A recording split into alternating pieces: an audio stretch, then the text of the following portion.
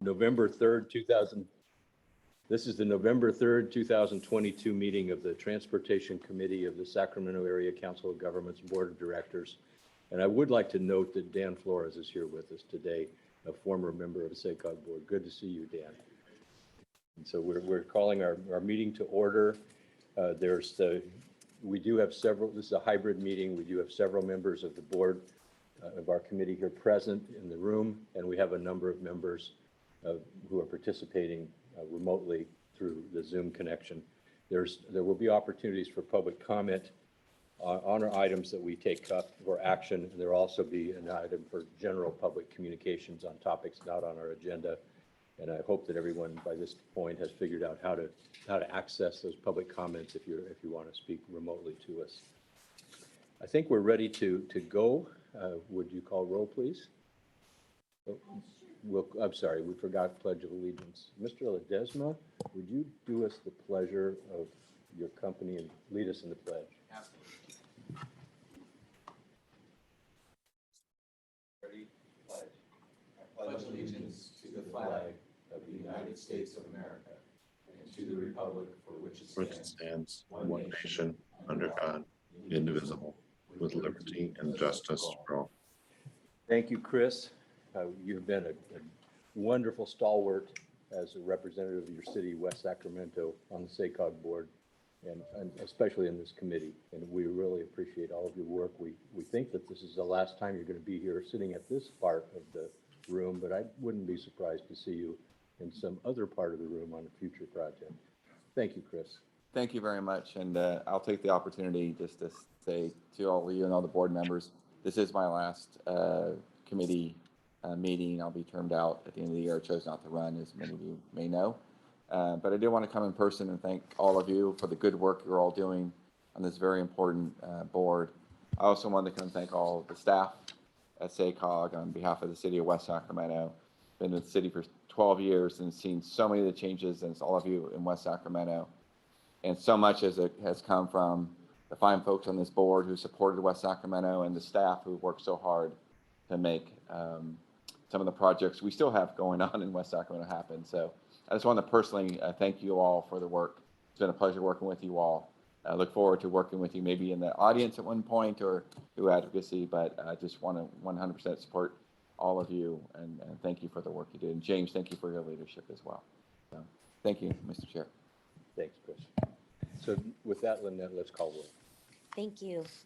Director Branscombe? Absent. Gog? Absent. Ledesma for Guerrero? Here. Jennings? Here. Joyner? Absent. Lozano? Here.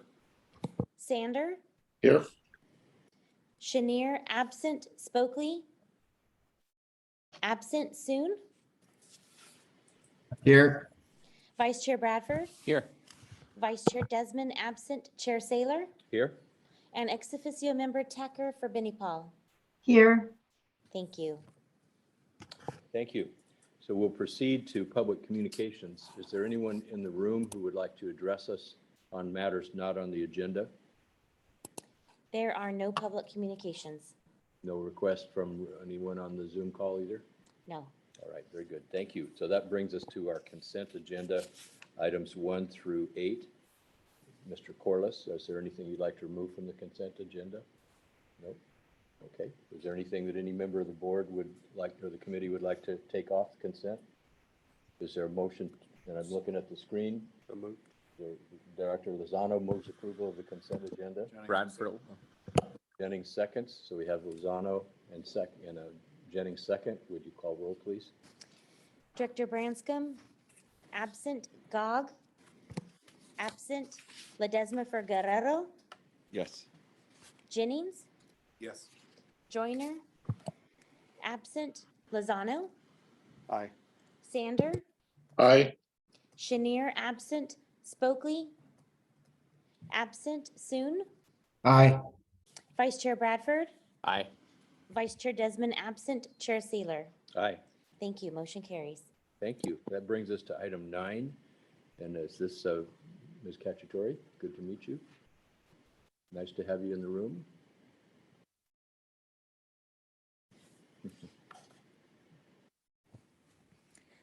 So, good morning. I'm here today to request the authority to release the request for proposals to develop a regional mobility hub strategy. And the regional mobility hub strategy is an implementation step of the next generation transit study that was unanimously approved by the board last year. Through the next generation transit study, we found that trips on transit are 4 to 6 times slower than trips by car. And this project, the Regional Mobility Hub Strategy, is going to advance goals of the Next Gen Transit study, such as increasing the equitable outcomes by reducing disparities in travel time and cost, and increasing travel options for residents of disadvantaged communities by creating a user-friendly transit experience that is easy, seamless, and safe for all users, and also increasing the interconnectedness between agencies that is going to help lead to a better service for all people that will use transit today and are going to use transit in the future. So mobility hubs are the places where people can access multiple modes of transportation. And these modes that are going to be offered or at different mobility hubs need to respond to the context of the area in which they're located and also the needs of the people who are around that mobility hub and who plan to use that.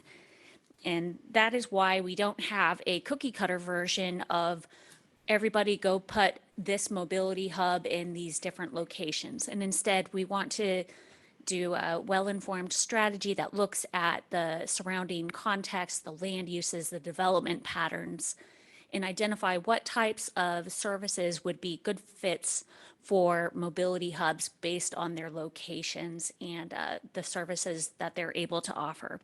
Not everything's going to have a light rail station or a rail station. It's not that it's not that type of plan, but you would have services such as bus stations, car share, opportunities for connecting with Uber or Lyft, and even bike and scooter share at these locations, and possibly also identifying where there's need for first mile, last mile improvements, and also looking for opportunities to increase dynamic information for people who are using that mobility hub, such as real-time bus arrival information, information about what services are offered there so people know the full variety of what they can access and make the best use of there. This project is funded with grant funds from FTA, and we have also identified funding from our Innovative Mobility Program to develop this study. And so with that, I would request the author or your recommendation to the board to release the request for proposals, and then also authorize our executive director to select a vendor, negotiate a really good contract, and execute said really good contract so we can get started. I would also like to note we have been doing some early coordination with SMUD and the Sacramento Metropolitan Air Quality Management District, who have complementary planning efforts that we can both learn from and leverage as part of our work. So with that, I will take any questions. Very good, thank you. Are there questions of this, on this topic? Anybody on screen, anybody remote have a question?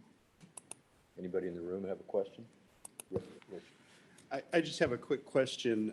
It just popped into my head as you were talking here. So this plan would identify these mobility hubs. There's not a set number of hubs that we're looking to implement there. It's just the study will kind of develop that as it comes.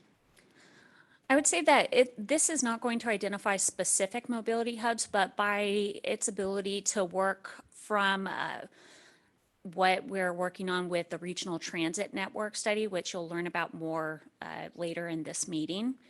Like that'll identify some potential areas where it might make sense. We're still very early in that work though, and I think that while there's great potential for mobility hubs that are going to serve as points of connection along the regional transit network, there could also be some that are more locally serving, and they have specific goals that may be different from getting people from this county to their job center that's in a different county. Okay. And the reason I asked that is we just had our unmet transportation need meeting down in Galt last week. And I think that, some assistance with some of those connections for the community in the South Sacramento County would probably be very helpful. So I appreciate your work on this and moving forward. And I'm sure James will come up with a really good contract at a good price too. So thank you. Okay, very good. Is there any public comment on this topic? There's no public comment. Okay, I think we're ready for a motion. Mr. Chair, I'll go ahead and make the motion with just a comment, super supportive of this type of effort going forward. I know West Sacramento does have a mobility action plan, which includes some strategizing around mobility hubs in our area, utilizing the YOLO bus service, utilizing the bike service and the VIA service, and anticipating light rail streetcar connection. So it's a great concept, and we're looking forward to the rest of the region starting to look at this and how it better integrates in West Sacramento. So with that, I'll move the recommended action. We have a motion by Director Ledesma. Is there a second? Bradford will second. Bradford, second. Okay, please call roll. Thank you. Director Branscombe, absent Gog, absent Ledesma for Guerrero, Yes. Jennings, Yes. Joyner, absent Lozano, Aye. Sander, Aye. Chenier, absent Stokely, absent Soon, Aye. Vice Chair Bradford, Aye. Vice Chair Desmond, absent Chair Saylor. Aye. Thank you. Motion carries. Chair Very good. Saylor, do you mind if I just make a comment that I hope will connect to the next item here as Clint gets ready? Dr. Lozano, you asked sort of, is this going to, what do we get out of this, I think, essentially, right? And will there be sort of siting of mobility hubs? And here's one of the things I would say as an agency and as planners is, too often in the past, we've sort of like looked at all the data and the maps and said, and you shall have a mobility hub, and you shall have a mobility hub, right? And one shall land here. And what we're trying to do as a result of a lot of our equity work and our racial equity action plan is provide the criteria and the tools, but actually have communities and neighborhoods figure out what works for them. So we, with that very concept, won the federal RAISE grant for $5 million to do a lot of outreach across 6 counties to actually figure out where neighborhoods and people and residents are actually going from and to, and have them help shape these mobility hubs. That RAISE grant is one of the reasons you're going to hear next about an extension of this long-range plan so that we can actually begin to get some of the findings from that long-range, from the RAISE grant, from the community engagement and actual transportation solutions and things like mobility hubs into our next plan.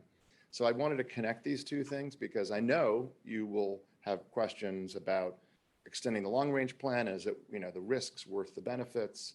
But I wanted to connect the dots there because I think in the past we would have said, hey, data will show us exactly where to site these things. And what we know is we can cite great, wonderful transportation services and people sometimes won't use them because they weren't actually engaged in shaping them. Thank you. And now we're to item 10, the timeline for the blueprint plan update and recommendation to extend that. Thanks. So last month we started this conversation, talked about some of the reasons, including the RAISE grant that James just talked about, for wanting to extend the timeline for updating our blueprint from currently we were looking at February of 2024 out to fall of 2025. In addition to wanting to coordinate better with that RAISE grant, that is largely about outreach, but we've also heard from the board just generally for the plan update, the outreach for these plans, because this is such a racetrack to get these plans done.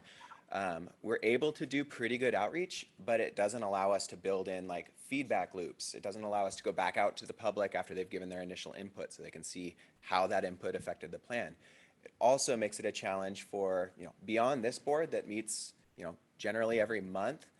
There's a lot of decisions you make that happen really fast. We'd like to take more time. We're doing some big work on pathways, on different scenarios for the future this time.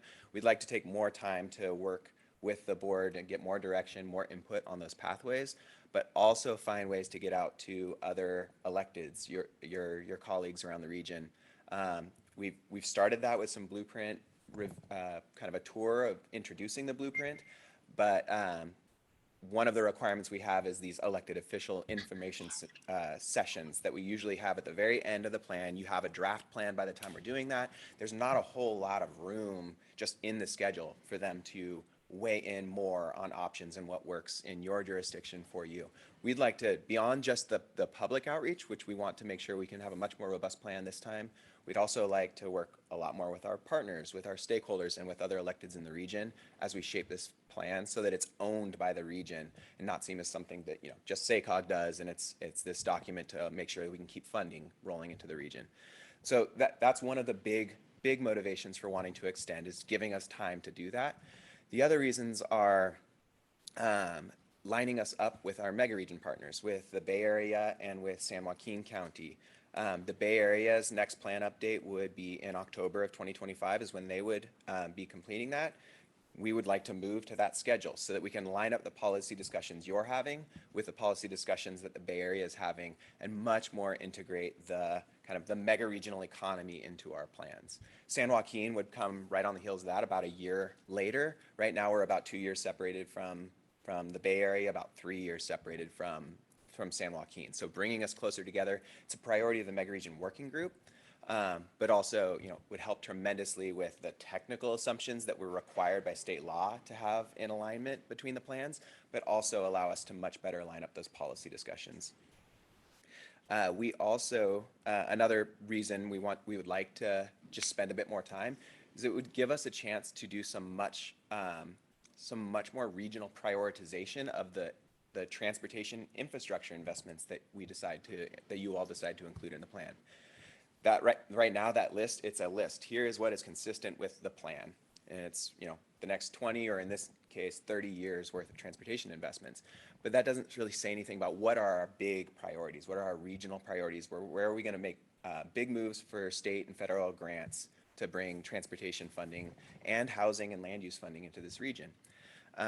This would give us a little bit more time to do that prioritization work with your local agency staff, with electeds, with our partners around the region. So those are some of the major reasons that we want to move. That comes with risks. On the federal side, there is the plan has kind of got two sets of requirements, right? There are federal requirements, there are state requirements.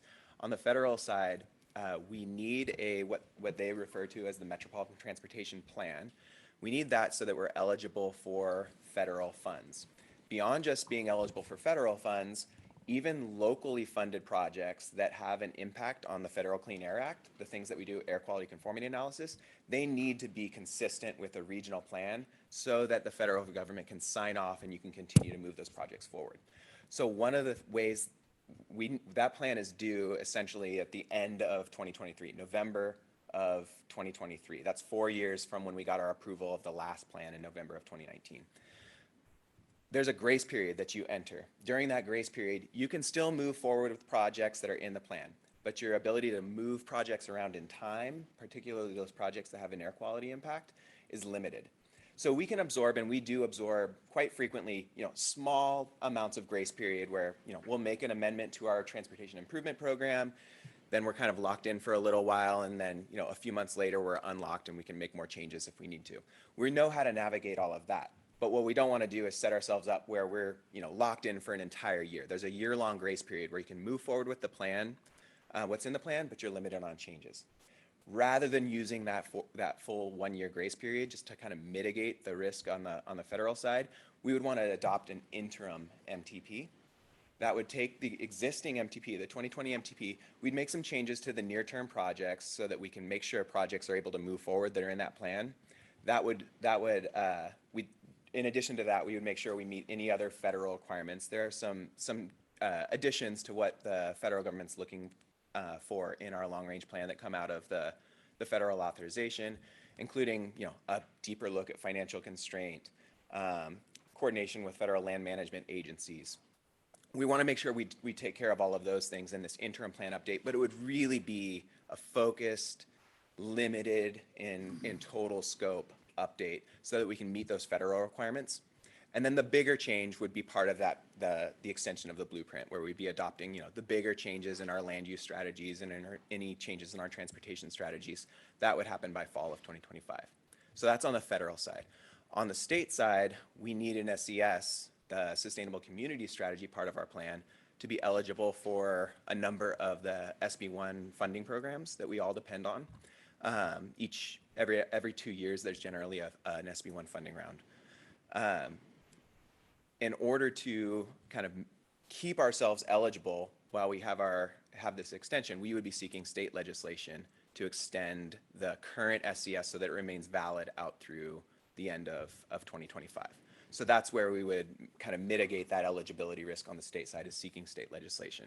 So what we're asking of you today is just to authorize staff to go forth and pursue the state legislation and any other steps, federal, state coordination on the process for extending that plan, identify any additional risks, develop a work plan, come back and report to the appropriate committees and the full board as we identify, you know, new steps that we need to take, additional risks that we need to take. But we thought it would be important for you all to give us that direction, take an action that says, yes, we do want to do this, go forth and work on it, and report back to us as you do that.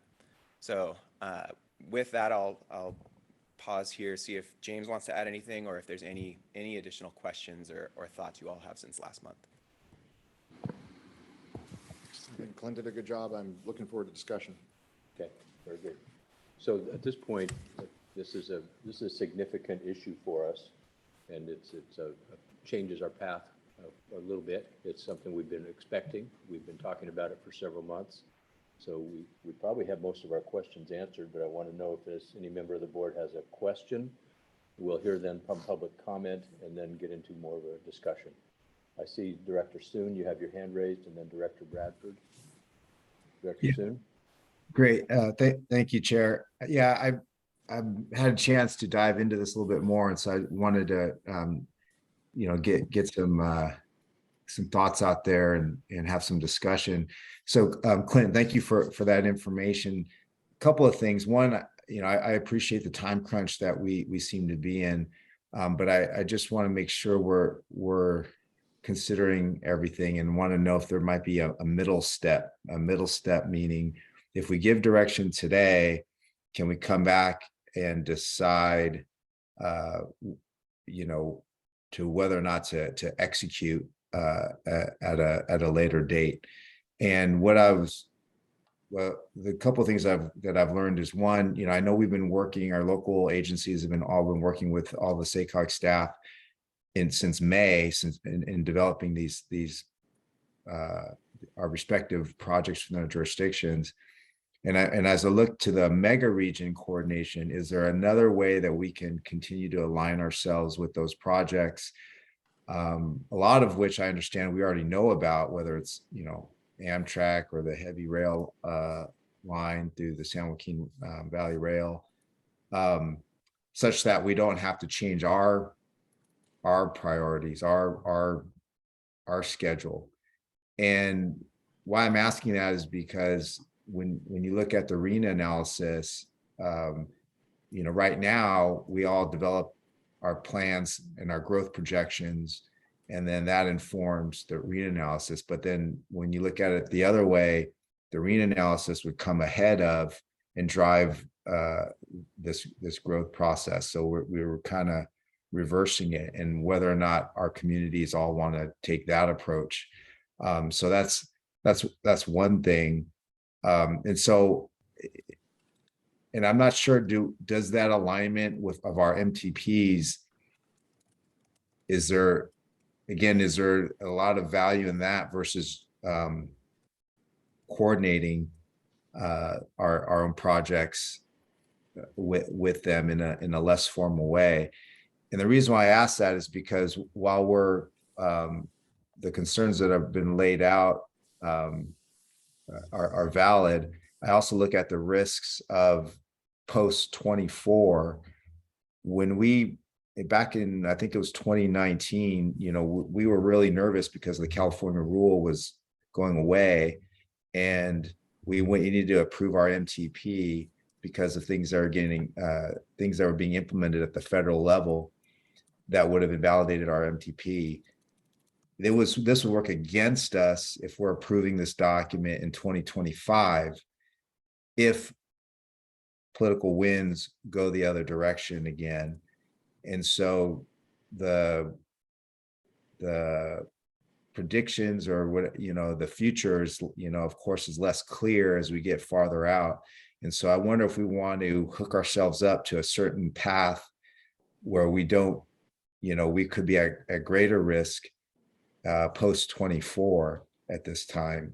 And so again, is there another way to coordinate these documents, what our goals are for the mega region, without affecting our long range plans that could tie us to a bad strategy if things go south on our end in post 2024.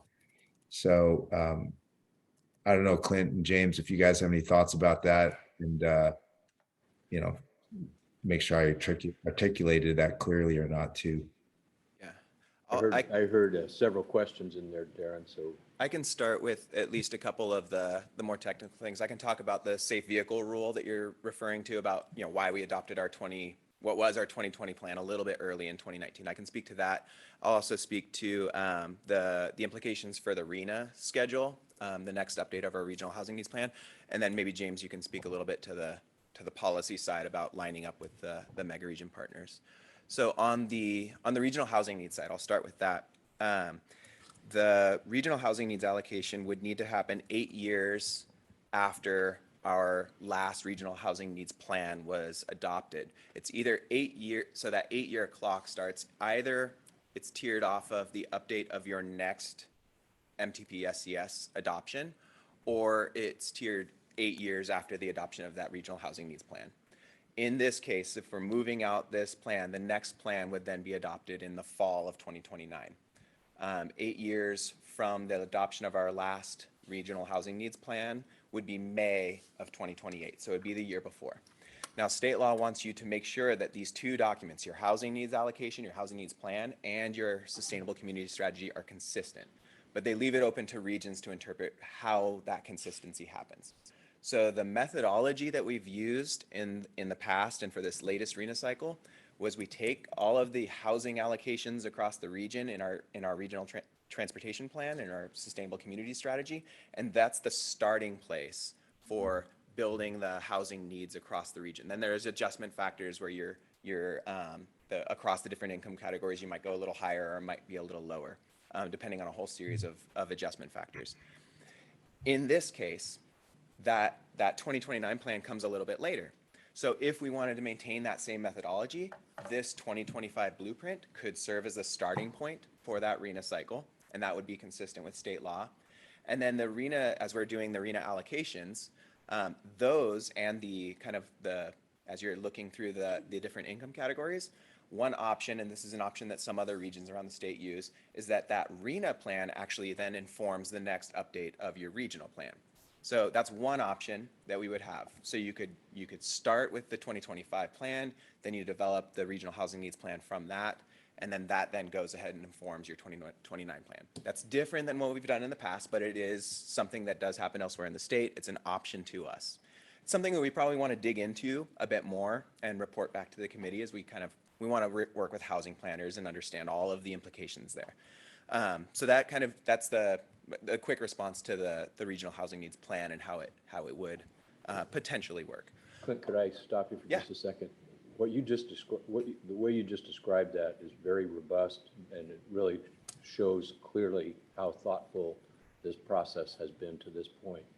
I think it would be helpful if, before this comes to the board, there's a brief write-up of the interaction with RHNA. Sure. I think Darren raised a good question, and you've clearly given that a lot of consideration. We can. Thank you. We've got for that attachment that we've got that kind of runs through these risks and benefits. It makes a lot of sense. We can add this issue to that attachment. Thanks. This may also fall into that same category on the safe vehicle rule that came through in 2019. What that did is changed what the administration at the time was doing was looking to change the fuel efficiency, the CAFE standards for newly sold passenger vehicles for the model years 2021 through 2026.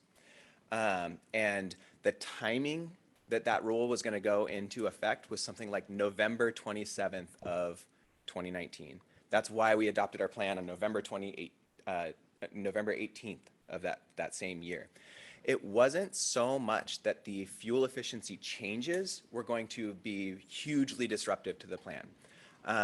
They only were for those first few model years. The impact was really going to be on our plan is that those CAFE standards are part of the model that we use for evaluating our Clean Air Act requirements for our air quality conformity. We were going to be asking the federal government to review our plan based on the model that we had at the time. That model, as soon as that rule went into effect, was no longer going to be consistent with federal rules. So it wasn't so much that the change in fuel efficiency standards was going to impact the plan and suddenly we were going to be out of conformity or not meeting our greenhouse gas target. It was the bigger impact was on the technical side. The timing of our review was such that we'd be asking them for review right when they changed the technical assumptions underlying our model. So it was very much a technical issue and why we adopted early. And the reason we did that is we needed the federal government and Caltrans and the Air Resources Board to be able to act on that plan for us to remain eligible for federal funds and for those state SB1 funds, because we needed a plan adopted. By the time we adopt the next plan, if we're adopting towards the end of fall 2025, there is possibility that a new administration could come in and want to relook at CAFE standards. It's probably less likely than the last time because we're going to be in the last year or 2 years of that 2021 to 2026 set of standards. The more likely case is they're going to be looking at the next set of standards, 27 out to 2032.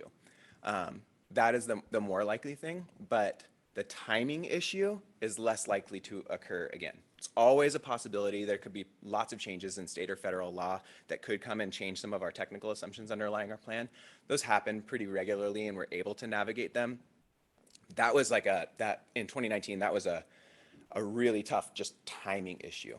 So again, there is a risk, so it's a good thing to point out for sure. But it's going to be a different situation probably in 2025 than what we faced back in the 2020 plan. So that might be another one that we can elaborate on in that attachment that kind of lists out the risks and benefits.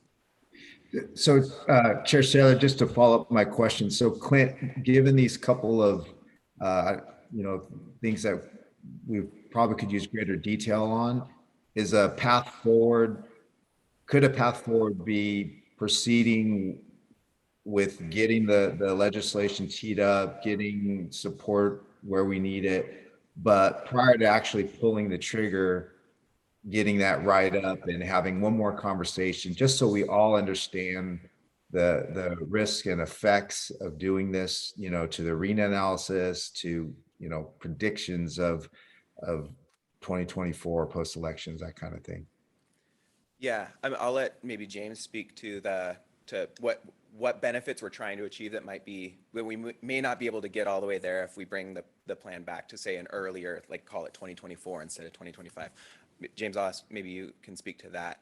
But part of the direction that you're offering today or would be giving today is that go forth and pursue that state legislation, but continue to evaluate risks, work with your state and your federal partners and local agencies to look at potential risks and bring those back and report those to the committee over time. So that's going to be built into your direction if you do want to move this forward today. But as far as whether we'd want to look at an earlier adoption date, maybe James, you can speak to that. Yeah, thanks, Clint. So three things, and Clint said it nicely, but I'll just try to reiterate. Your action today is really giving us the sort of authorization to proceed to investigate this, right, to explore, because now is the time. If we're going to run state legislation, we need to be out there talking to bill sponsors and also we obviously have had some conversations with our partners at the federal level and the state level, but our partners are going to have to, sign off on this and be engaged. So you have a chance next week at your board meeting to have a further exploration of this. I was just talking to Chair Jennings earlier about this is going to be one of those things on the board meeting. Remember, it's a week early, so it's a week today. with the full board to have this discussion. And of course, it is always your prerogative to want to bring this back as much as you want, right? You can put the brakes on it. We can give you more information. We'll learn a lot more in the next few months on the action. So you are authorizing us to proceed today, and the board, if they take action next week, will allow us. And frankly, we're going to get asked that question: where's the board on this? So you're giving us that action that's really helpful. Obviously, there are risks on both sides of this, right? And we cannot predict what will happen in the end of 24 or a new administration in 25 federally, and what they might prioritize and what they might not, right? That these are unknowns on both sides.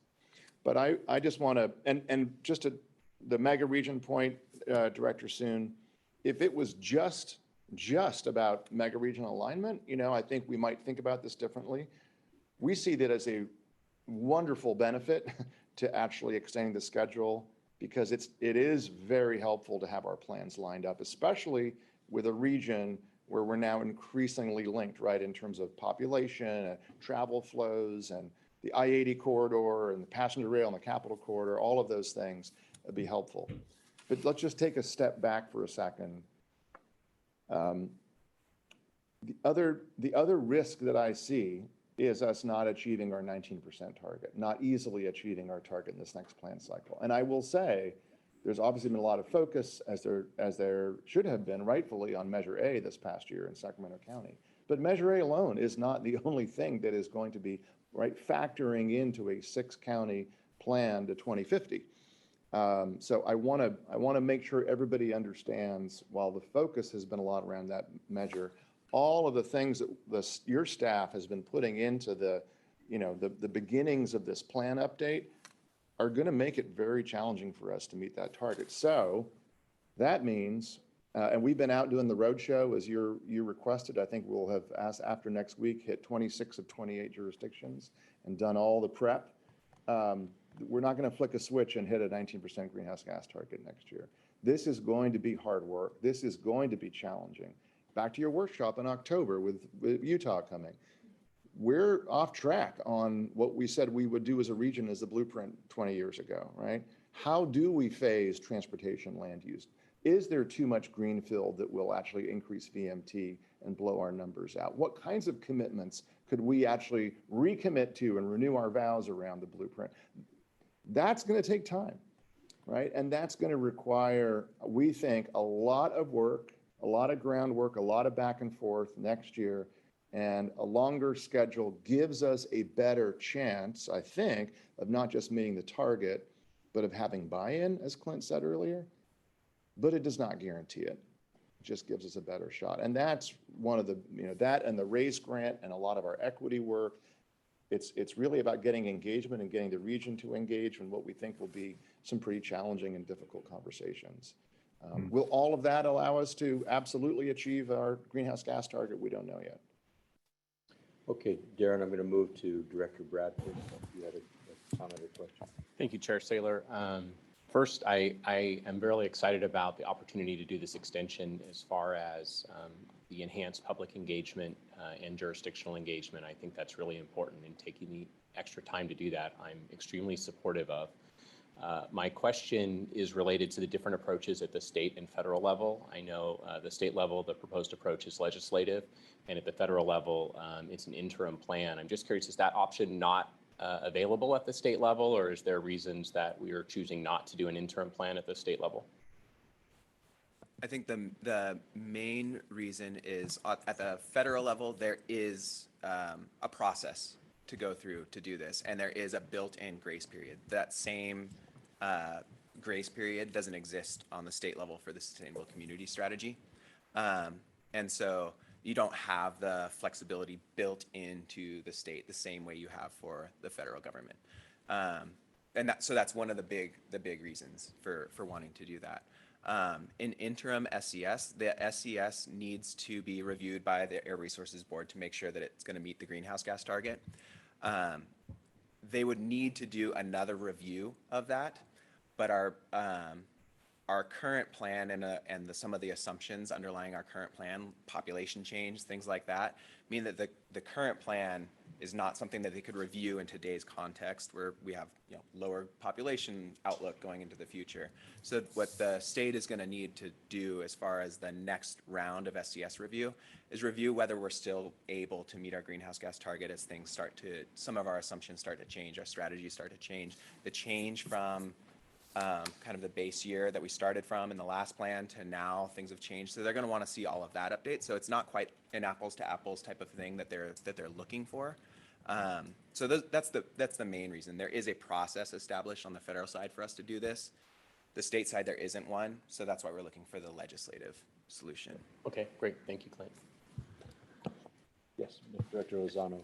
Yeah, just to kind of piggyback on that. So thanks for that explanation. That really helped. The question I have is, if we're going to pursue legislation, how successful do we think we'll be with that? And is there any precedent for this at the state level that would make us feel a little more comfortable that that's going to be a successful path?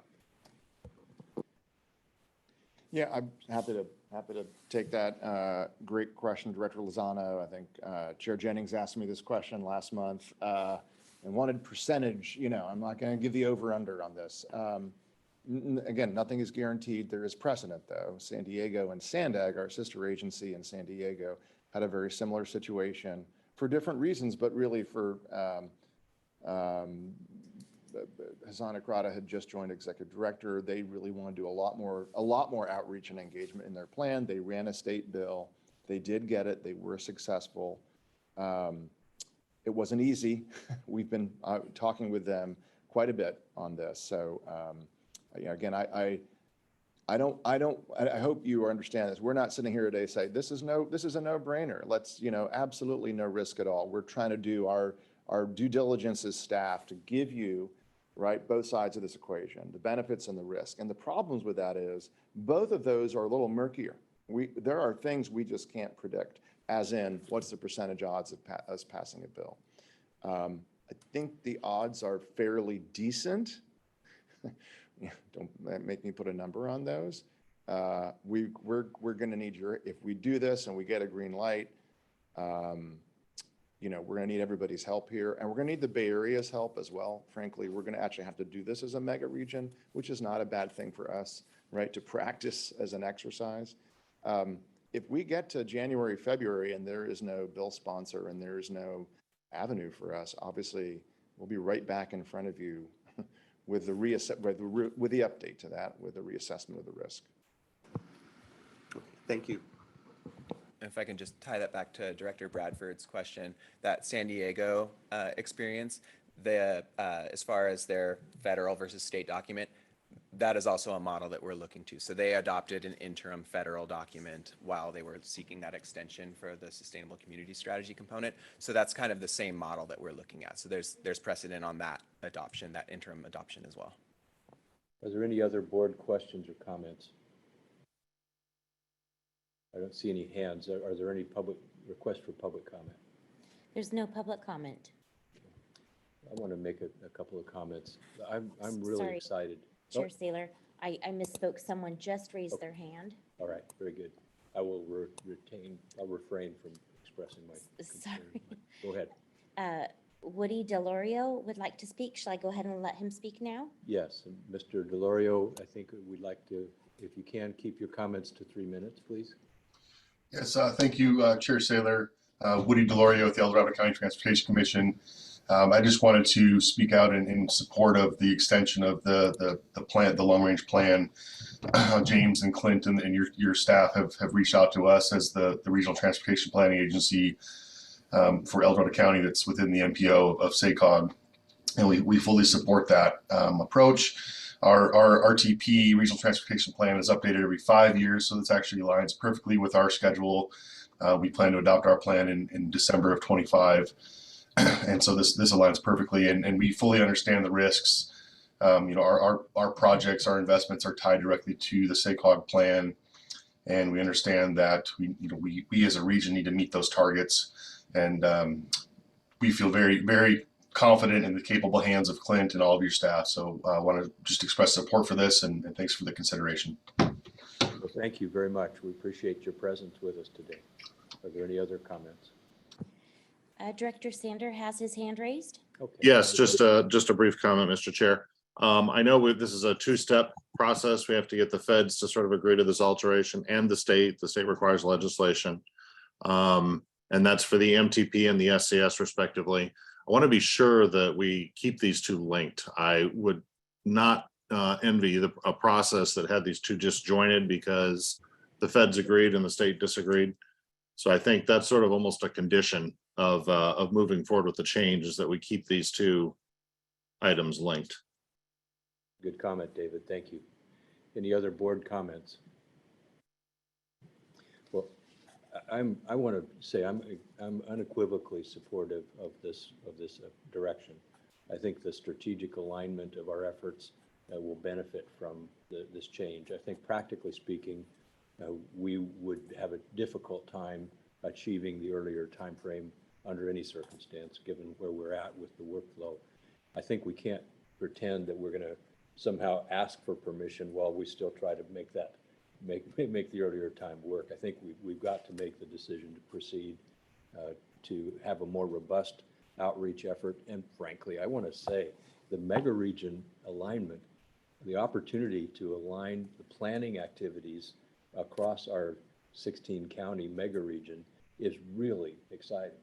If we can find better ways to use some of the same kinds of data, the same time horizons with the Bay Area and San Joaquin County, we're going to really it's going to be very important for our region.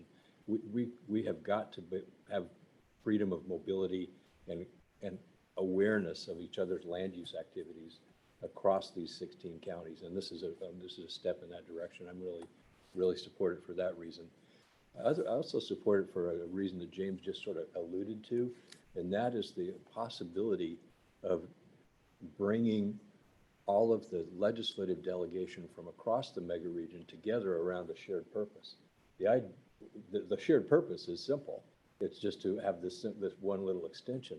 But the idea of those folks working together to accomplish that purpose creates the framework for them working together on other purposes in the time ahead. So I think this has a lot of intangible benefits and some very specific ones. And I think the recommendation before us is very sensible. It simply says, let's pursue it. Let's continue to keep our eyes open and bring back any potential failure paths that occur. I think the chances of this passing in the legislature are very high. I think the Sandag example is going to be in people's minds. And I think it's up to us to make sure that we educate our folks. And the reason that we're doing it is not because we're lagging, it's because we want to achieve a positive planning outcome. And that's good. So I think we're in good shape. And Sounds like a motion. I think you made it. No, I think you just did. Okay, well. Got your hands up. What's that? Okay, we've got a couple hands up. Darren, go ahead, please, and then Sue. Thank you. Thank you, Chair Saylor. So I just want to echo your sentiments. I'm not disputing the benefits here. I just want to be clear on that. And you know, I'm hopeful that we'll better understand all the risks that go forward. And if I heard correctly, it sounds like there are off ramps because we do need to lay the path now in order if we are going to do this. So I'm fully supportive of that, understanding that if we discover something where the risk may be greater than we realized, such as with the RENA analysis, that, you know, there are off ramps. So anyway, I just want to echo, you know, your sentiments and offer my support. Okay, so I'll take that as a second to Mr. Jennings' motion. Is that okay? That's right. All right. Yes, thank you. All right, and Sue? I just wanted to mention that Caltrans District 3 is aware of the extension and is very supportive of the extension. And we're looking forward to working with SACOG as we did in the November 2019 year to get the MTP SCS approved in record time. We see a lot of value in coordinating the dates with the mega region. Thank you. Thank you, Sue. Appreciate your partnership. Okay, is there any further comment or can we take roll? I see no other comments. Very good. All right. Director Branscombe, absent. Gog, absent. Ledesma for Guerrero. Yes. Jennings, Yes. Joyner, absent.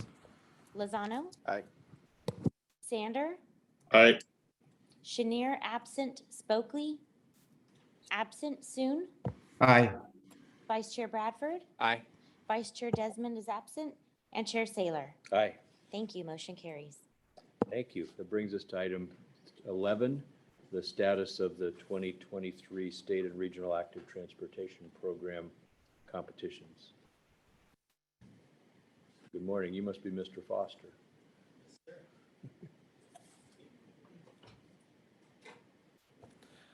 And I also have a slide presentation. Great.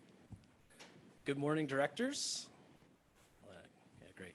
Good morning, directors. My name is Dustin Foster. I am a planner here in the transportation team. And here I'm providing an update on the status of the state and regional active transportation competitions. I am managing the regional component, and I'll just give you the acronym. It's ATP. We're going to use ATP the whole presentation. So the regional ATP, I'm managing the working group over the next couple months, and the whole portfolio of ATP related projects is managed by my colleague Victoria Cacciatore, who presented earlier. Next slide, please. So, the first information we provide on ATP is that it's a two-step sequential process to receive funding. First, project applicants submit to the state ATP, and if they are unsuccessful, that they can also submit to the regional ATP.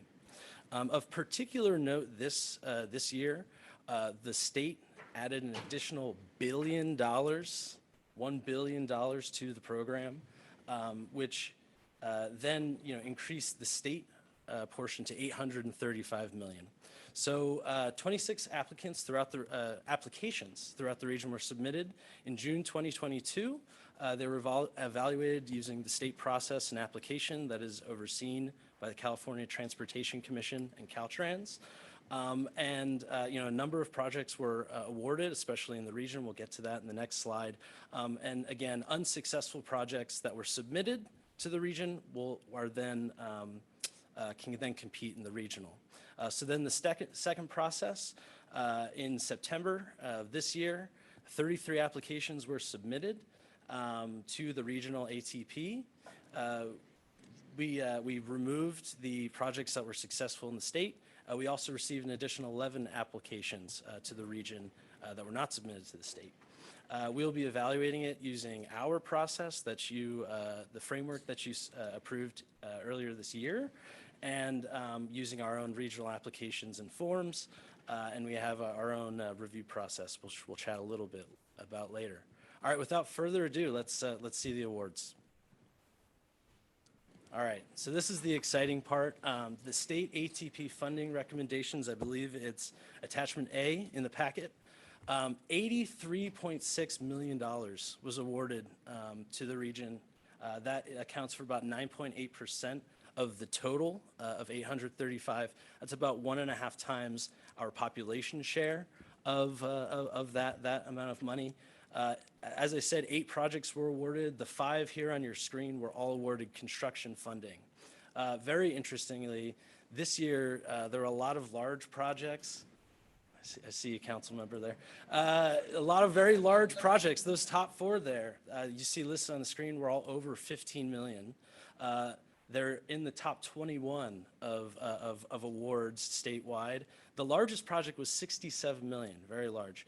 We also had 3 early phase project awards, 2 in the city of Sacramento, Franklin Phase 3, and what was it, Envision Broadway in Oak Park, as well as Sacramento County's Stockton Boulevard. I'm going to pause now. I'm sure there are some directors that might have some remarks of excitement. Please. You want applause? No, I'm going to applaud staff, our staff, and our partners, the city of Sacramento. This award for the I Street Bridge deck conversion started out as a bit of a pipe dream years ago, when I first started on council 12 years ago.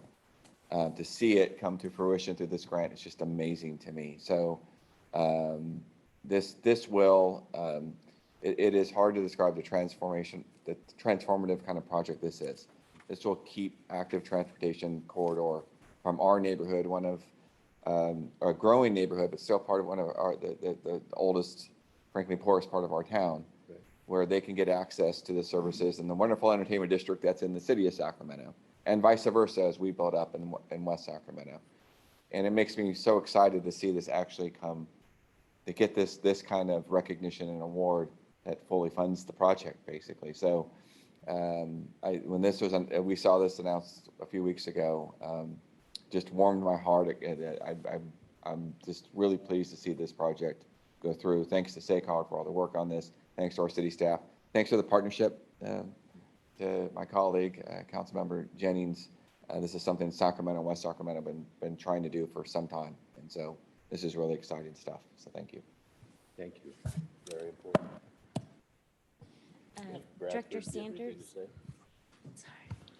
Sure, I really would just want to echo those comments. We're really excited in Yuba County about this award. It's just transformational for that community and their ability for the families in that community to walk safely around the community. Today, they just don't have the ability to do that. And combined with an existing award, I believe from SACOG for a Safe Routes to School project in that area, it really is going to make a huge difference. So thank you to SACOG, thank you to the state, and especially to our staff who worked so hard on the application. I think we heard you cheering the moment that you learned to move from a distance. Chair Saylor, Director Sanders' hand is raised. I'm not surprised. Hello, David. Hello, Mr. Chair.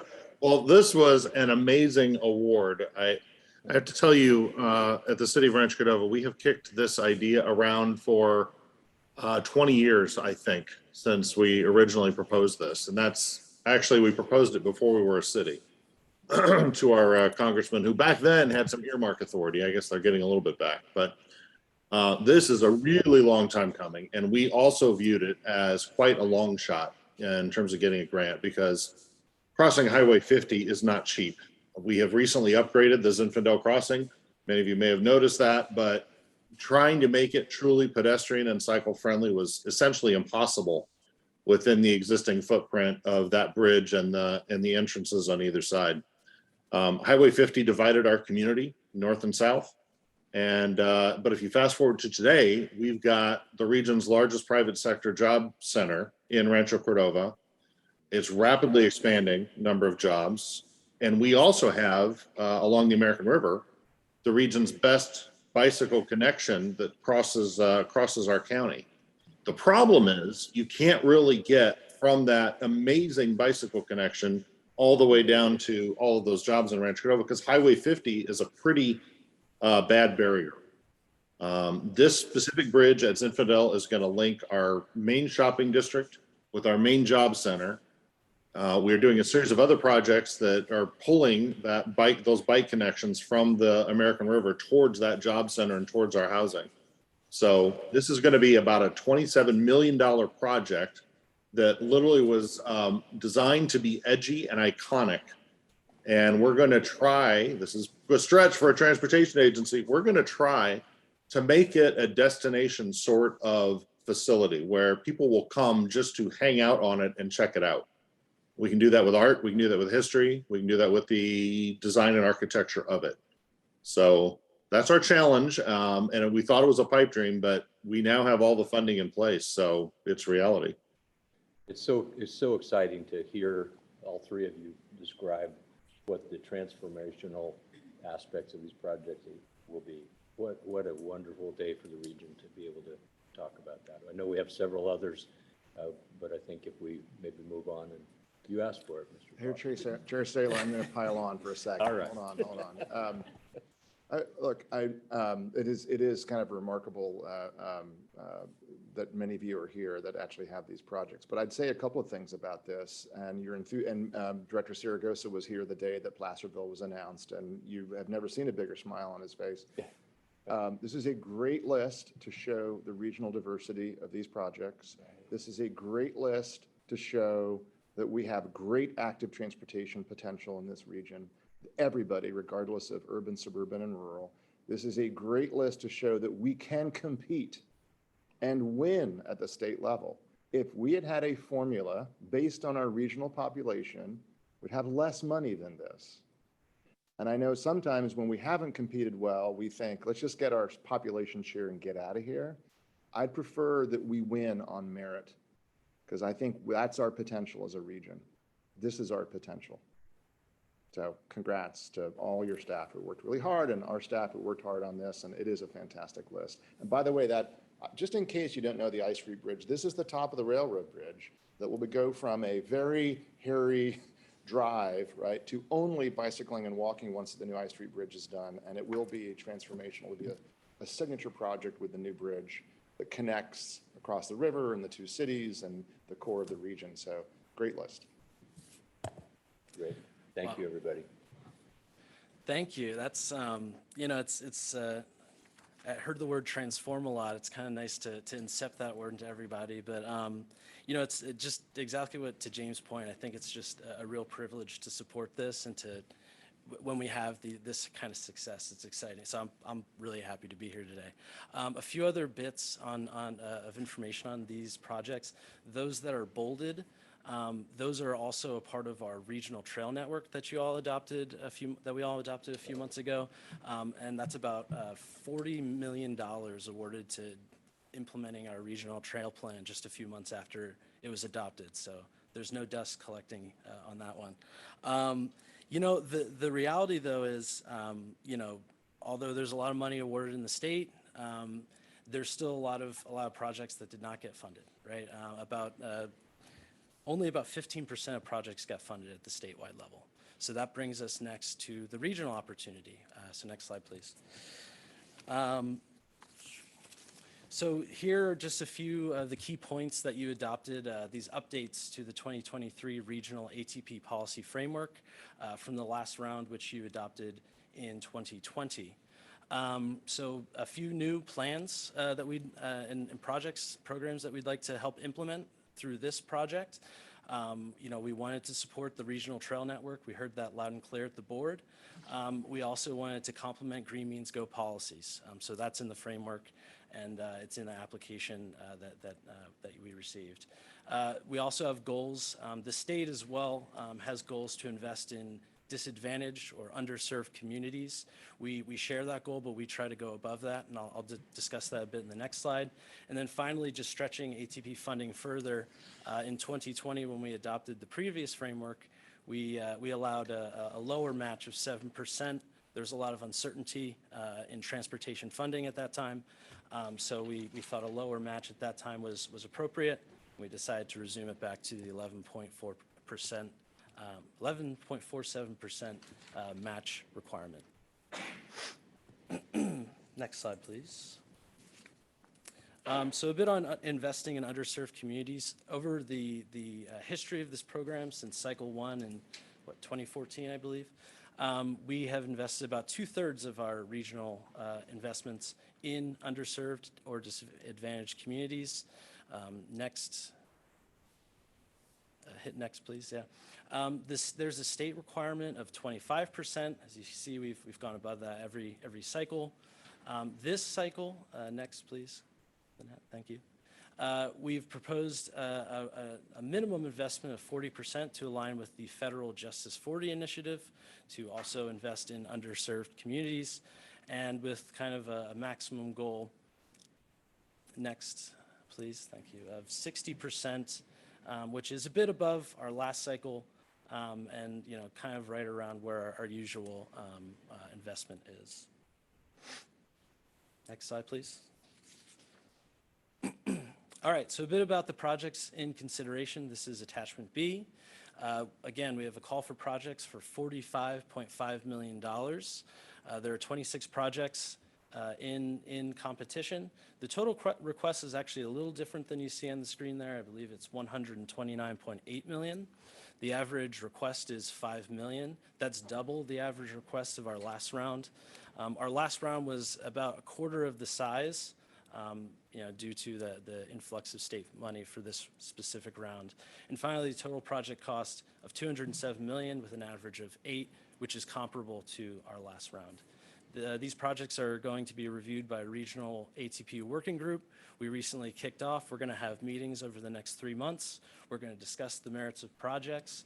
We're going to score them based on the rubric, and really try to find consensus around the best $45.5 million of projects that will continue the transformation in walking and biking in our region.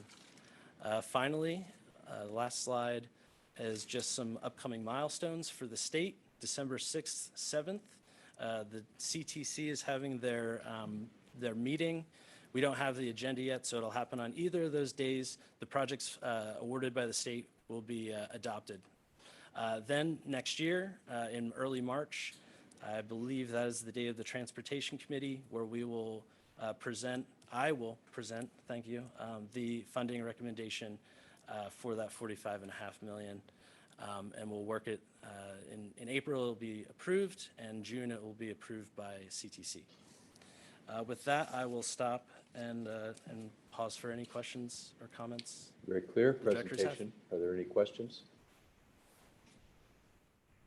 I don't see any hands. Don't see any. Is there any public comment on the item? There's no public comment. Thank you. Thanks for the good news and for the clear path forward. Great, thank you. Okay. Did you have a? No, I Very just good. want to let them know, good job. Okay, very good. Item 12 is a regional transit network study. And do we have someone presenting that? Good morning. I believe Seth will be sharing the presentation. Wonderful. Very good. Thank you. This is Lauren Battalius. Yes, thank you. Good morning. My name is Lauren Battalius, Senior Program Manager of Innovative Mobility here at SACOG, speaking to you from Placer County today. I'm excited to be here leading this effort, as well as overall implementation of the Next Generation Transit Study Victoria mentioned and development of SACOG's Innovative Mobility Program. I'm joined today by Deputy Project Manager Nicole Zeeling Porter, leading our engagement efforts, on the Jacob side, Project Manager Seth Torma. I myself grew up in a transit-dependent household, and I'm an avid transit rider, so this is beyond an academic exercise for me. And I'm committed to furthering representative and equitable transit access to transit throughout the region in my new role here at SACOG. I look forward to working with all of you and future members on this and other efforts. We do have limited time today, so I may speed this up a bit. You may recall that in October 2021, the SACOG board adopted SACOG's Next Generation Transit Strategy that created long-term strategies for the transit system to meet the current needs of the region. The regional transit network is a first step in that direction, and this network will eventually feed into the blueprint plan on the timeline Clint discussed with you today. As elected officials and agency partners, I imagine that you have seen firsthand travel behavior has changed in the last 3 years. That's an understatement. This plan incorporates pre-COVID as well as recent recovery data to identify where high capacity transit is needed today. In addition, we have met with operators throughout the region who provided comprehensive feedback we incorporated into our findings. In addition to travel commute patterns changing, as you know, the region itself is changing. The region is growing. There are new activity nodes and centers that were not there just a few years ago, and more in the works. Last, we know too well, expansion of transit, creating demand for transit is critical to meeting state requirements for reduction of emissions in our region. So today, the agenda, Nicole, Seth, and I will go over the following. We will explore what is the Regional Transit Network Study, the study process, existing conditions, issues, and opportunities, the corridor evaluation process, and next steps. And due to time constraints, we'll try to save questions for the end today. So about the study. As I mentioned earlier, the study arose from a need identified in the 2021 Next Generation Transit Strategy, which identified 3 key findings. Transit trips are considerably slower than comparable vehicle trips. The regional transit system is not meeting the needs of regional travelers, and these long trip times overly burden our transit-dependent populations and the region's underserved communities. The regional transit study is designed to address these needs in a recovery future. It is the very first step in developing and identifying a prioritized list of regional transit corridors for future investment. It is a collaborative effort between SACOG, the region's operators, and planning agencies, and is meant to complement existing services. What it is not is a network redesign. So study goals. The goals of the study help us achieve the 3 board-approved goals in SACOG's strategic plan: regional equity, environment, and economy. You can see these goals here: fast and reliable service, equitable investment, access and connectivity, financial stewardship, and climate smart, which meets or exceeds targets for reduced emissions of vehicle miles traveled. What are the outcomes of the study? What can we expect to see at the end of this? A regional map of corridors that SACOG can integrate into the blueprint. And then the final study will show potential regional high capacity transit corridors. That includes a mapping of a network with clearly delineated service types, key service connection needs, near-term capital improvements and planning level costs, long-term capital infrastructure needs, and network prioritization results. So what is the timeline for this and the process? So we are finishing up phase 1. We have finished phase 1. We've developed the evaluation framework, including the vision, goals, objectives, and performance measures that can be used to make decisions. We are in phase 2 right now, and today we will present to you the draft of potential regional corridors that will undergo tiered screening in the next few weeks as we continue to work through this with the region's operators. The outcome will be a corridor map that constitutes the regional transit network that SACOG can integrate into the blueprint by December 2022. As mentioned, we've worked with Jacobs to use a data-driven approach to identify current recovery travel patterns, activity nodes, and incorporated extensive feedback from operators and planning agencies into this data analysis. Phase 3, the project team will prepare regional standards, establishing a common definition of regional high capacity transit based on SACOG and partner agency input and informed by lessons learned from the peer review. The regional transit network development plan will be further refined to identify preferred model and network connectivity. My colleague Nicole will speak to how we're engaging the public in this phase in a moment. And phase 4, the implementation plan will be prepared and integrated into the blueprint. So what we've heard so far, as mentioned earlier, we have met individually with regional transit operators and planning agencies from Placer County Transit, PCTPA, El Dorado Transit, SAC-RT, EDCTC, Yolo County Transportation District, Yuba Sutter Transit, South County Transit, and Auburn Transit. And in the coming weeks, we'll meet with Caltrans, as well as go back to the operators to make sure we did not miss anything. What we discussed included frequency of service versus span, access to high capacity transit for rural areas covering long distances, hybrid working models, changing travel patterns, population growth patterns shifting, current and future development, and opportunities for capital improvements such as managed lanes. We considered cross-county high-capacity routes, local high-capacity routes, and even non-high-capacity cross-county service, and identified underserved communities with unmet transit needs, even if high-capacity transit was difficult to access for these communities. This has resulted in a draft network with long, medium, and short high-capacity transit recommendations throughout the region. Now I will turn it over to Nicole to discuss our engagement process. Thank you, Lauren. As Lauren mentioned, throughout this effort, our team will engage with regional partners as well as our communities. So this fall and winter season, while we're in phase 2, our team is leveraging existing SACOG-led outreach efforts, such as the Blueprint or MTP SCS online survey and Unmet Transit Needs survey and pop-ups to learn about community transportation needs, interests, and priorities. And then in the new year, as we head into phase 3, our team will begin to hold regional transit network focused outreach efforts. And our currently planned strategies include an online mapping activity, virtual workshops, and in-person pop-up workshops throughout the region.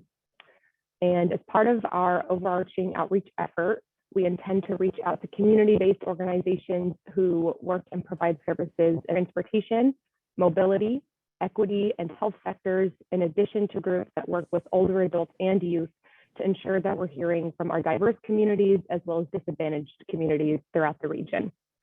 And all of the feedback that we collect through this process will ultimately inform the technical work and outcomes through our evaluation process, which Seth Torma from Jacobs will provide more information on next.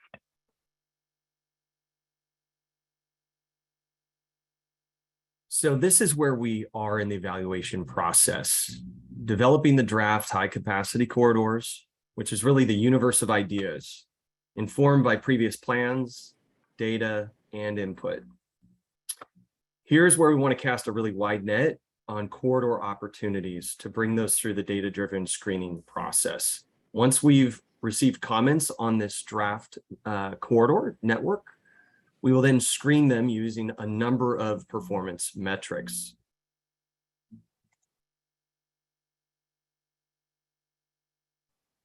We have developed 32 performance metrics that are linked to the goals that Lauren mentioned previously. These performance metrics include several metrics such as equity measures, existing and future population and employment, land use, and both pre and post travel flows or trip flows in the region using big data, as well as other metrics. These collectively help us both develop a base understanding of the existing and future conditions and help us identify opportunities for high capacity transit in the region. Using this robust data set, this map illustrates the region's transit opportunity areas as a heat map with darker colors representing more transit supportive potential. You can see on the map that opportunities for high capacity transit are dispersed throughout the region.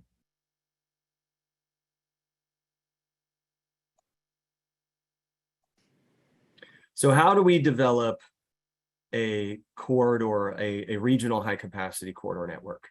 The aim of the HCT network is not to replace what services are out there today, but to build upon them with a network of additional types of transit that allows travelers to travel throughout the region.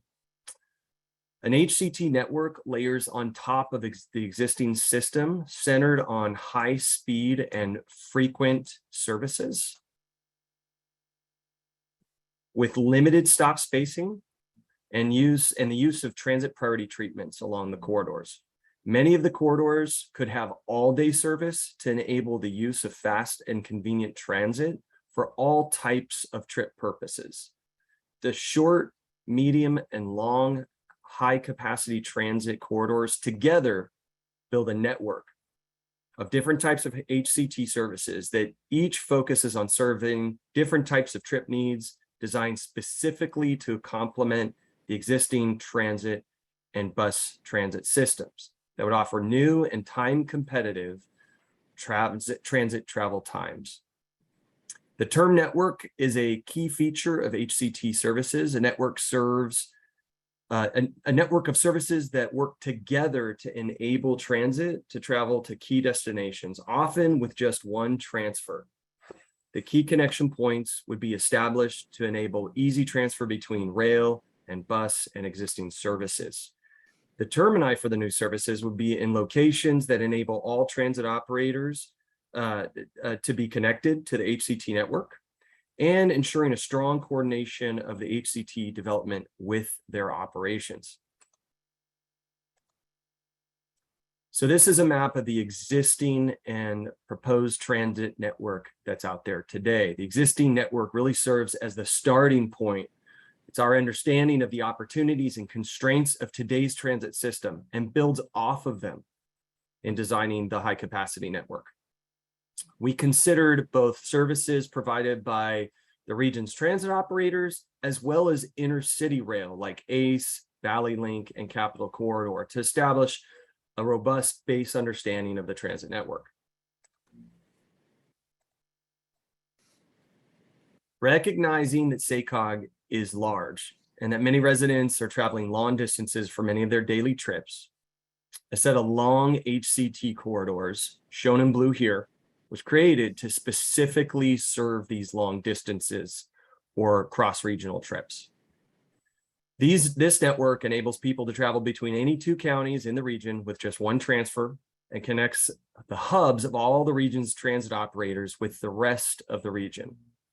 These HCT corridors would primarily operate along the freeway and highway corridors to ensure high-speed travel with transit priority measures to bypass congested areas. Coordination with Caltrans would explore opportunities for incorporating freeway transit travel with the planned managed lane system that enables multimodal facility improvements.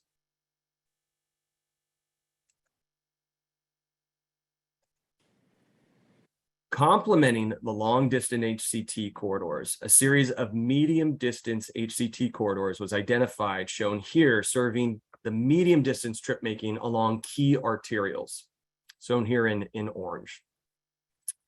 The medium HCT corridors are centered around limited stop station spacing and the use of priority measures along the corridors aimed at bypassing congested areas again and attaining travel speeds, say, similar to the LRT, the light rail system.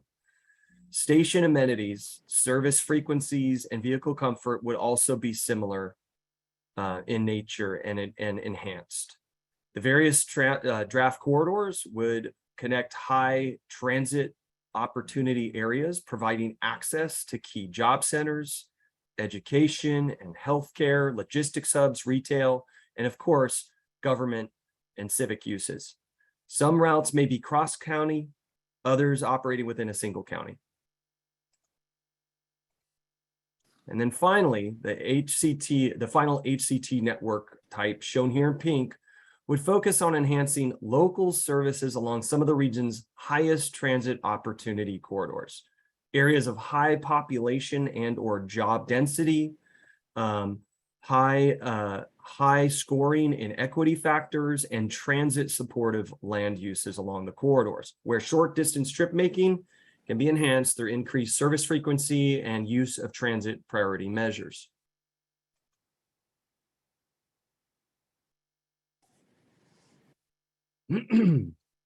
The three draft HCT corridor types, long, medium, and short, would be interconnected through a number of key regional connection locations shown here. These locations include existing rail and bus transfer hubs, shown in the bright pink, as well as new locations shown in purple.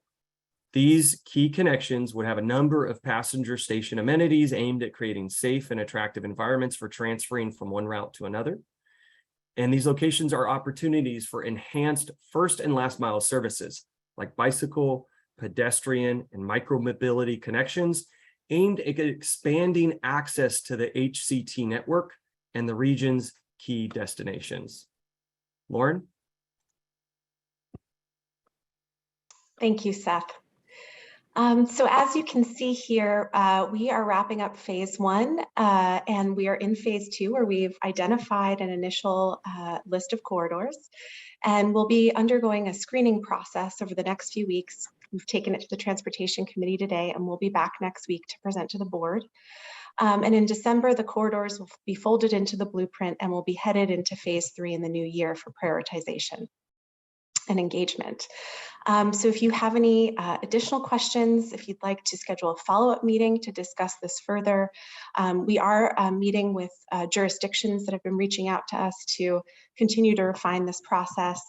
And if you have any questions, please feel free. Thank you. That was a very clear presentation. Are there questions from the committee members at this point? I think we're ready to move. Thank you very much, and we look forward to the completion of this and moving into the next phase. Thank you. So we should move a little quickly. We have, as always the case, we have 30 minutes left, I think, before we have a very exciting lunch session in the same room. So I think we've got several items remaining. So let's get with it. Christina, you're going to talk to us about item 13. Sure. Good morning, everyone. So today I'm going to talk a little bit about the funding round working group that we are going to be putting together as we start to think about the next funding round while we're in the midst of the current funding round. We do have a presentation, so I'll give a few minutes for that to be put up. Okay. Here it comes. It's hard with so many presentations going on. All right, you can go to the next slide, please. So just a little reminder in the background, in September, the board gave staff direction to convene a working group based on some comments that were received from their agency staff with the idea that it might be good to get a little more insight and involvement with the board as we start to think about how we approach our funding rounds. So we have received interest at that initial board meeting or transportation committee meeting from board members across all 6 counties that are interested in participating, which is great. So these recommendations will influence our future funding round in 2024. And really an important piece of this is how the funding round can best implement our blueprint plan and goals, which is a hot topic today. Next slide, please. We tried to set out and define a few working group goals, and I think the overarching goal collectively for everyone, both staff and board, is to encourage board involvement and buy-in throughout the process. So essentially, there's some ownership there of how we approach it and making sure there's no surprises. For the working group more specifically, I think it's a great opportunity to provide a basic understanding of the funding round context. So what do we look at when we're coming up with an estimate? What are the things that we consider throughout the process? But also to allow the board and the working group to provide direction on programs, framework, and evaluation criteria. For SACOG staff, it's a really great opportunity for us to get a much clearer understanding of what some of the issues or concerns are with our partner agencies that maybe have arisen over the past few funding round cycles. Next slide, please. So, the early meetings of the working group are intended to set the stage, I would say, and will focus on key background conversation and information to really serve as that foundation for how we move forward in the 2024 funding round. And then subsequent meetings will have a little bit more of a structured discussion on things that really shape the future funding round. So these are just a few of the topics that we're thinking would be really great to talk about. There's the corrective action, things like the funding programs and the funding sources that we're working with, what we like to call color of money, how we're going about the current funding round process, and any observations from past or current funding round that might influence how we move forward with the development of the program, framework, and criteria. Next slide, please. Thank you. So we are planning to have regularly scheduled meetings over basically a year and a half. So from January until summer or fall of 2024. So starting in January at that board meeting, we'll discuss the intent of the working group and provide more structure for the meetings. And then in February, we'll have the actual kickoff meeting with the board working group. And this is where we'll kind of redefine the work scope of the working group and discuss some critical feedback that might have been received more recently over the previous funding rounds. Spring through fall, and we focused on those kind of background discussions that I mentioned before. And then fall through spring of next year and into 2024, we'll discuss that program development, framework, criteria, and that aspect. And then, as I mentioned, we plan on holding the funding round around the same time that we're doing it this year, but in 2024. At the same time, I think it's really important to note that it's not just the board that we want to hear from, but it's also our partner agencies as well. So we're planning to convene a concurrent working group that's made up of partner agencies, and more specifically, public works directors or planning directors, and maybe potentially some other staff that might be beneficial to hear from them. So we're really, truly kind of tackling what some of the perceived complexities are and how to address those in that next round. We also want to involve groups like the Transit Coordinating Committee to make sure we have a voice of our transit operators, and they will be part of that working group as well. And we're kind of suggesting that we have an appointed representative from those groups be on the board working group as well. So there is that constant conversation, collaboration, and nothing is sort of lost in translation between the two. Next slide, please. So this is a very general look at what the next steps will be as we move towards this. So November We're really going to focus on getting feedback from the Transportation Committee here and the Board of Directors next week, and then confirm board member interest so that we can develop the partner agency working group through December and formalize the plan details.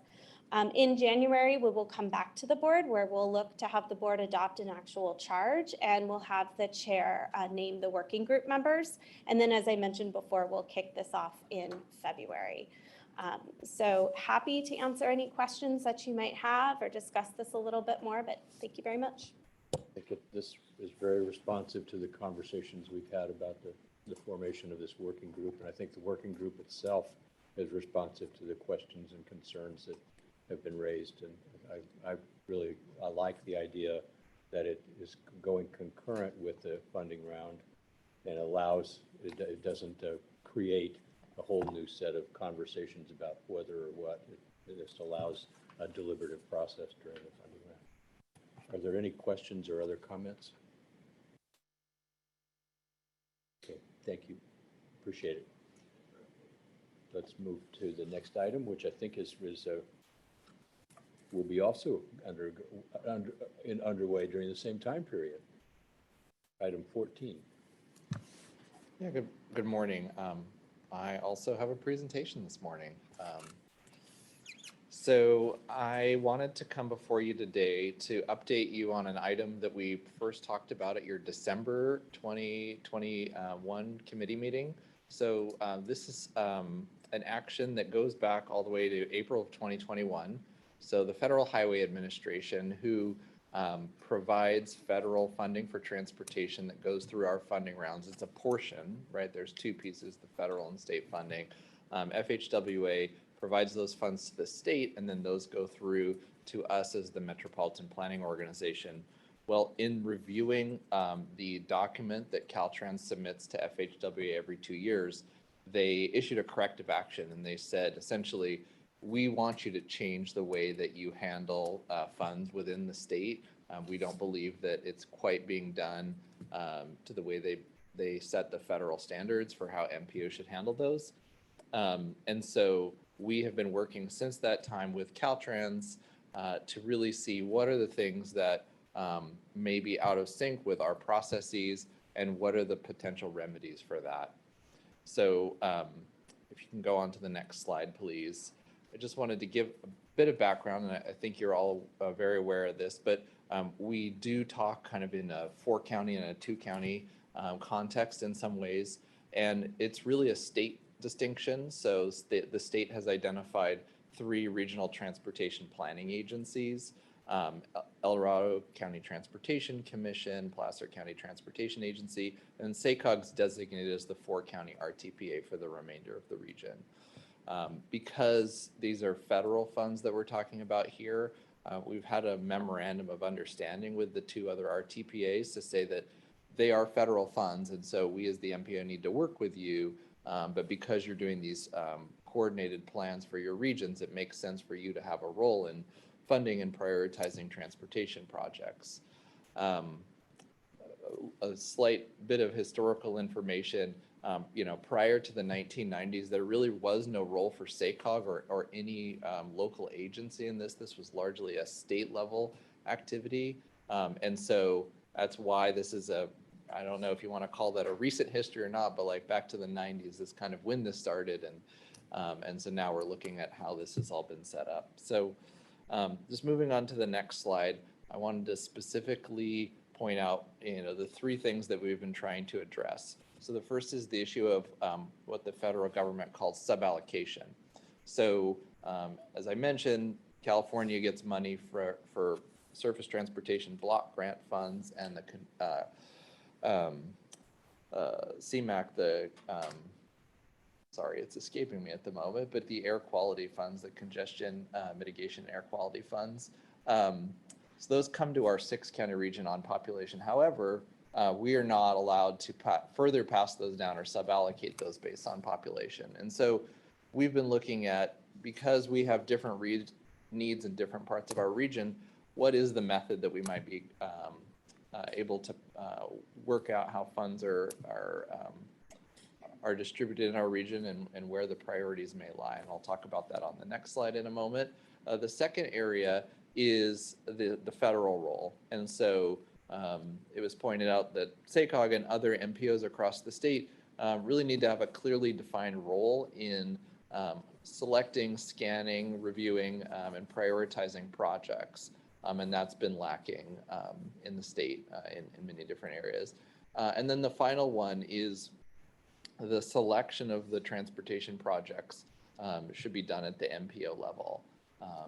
So those are the three things that are specifically called out in the corrective action. So on to the next slide. Again, we've been working very closely with our partners in El Dorado and Placer counties to understand that, you know, we have this really important role for them as the RTPA there. They know the regions. They have had really good projects that we have always, you know, looked at the eligibility. They go through our MTIP that you approve. And they are great projects that contribute to our overall transportation system for the 6-county region. So what do we do going forward?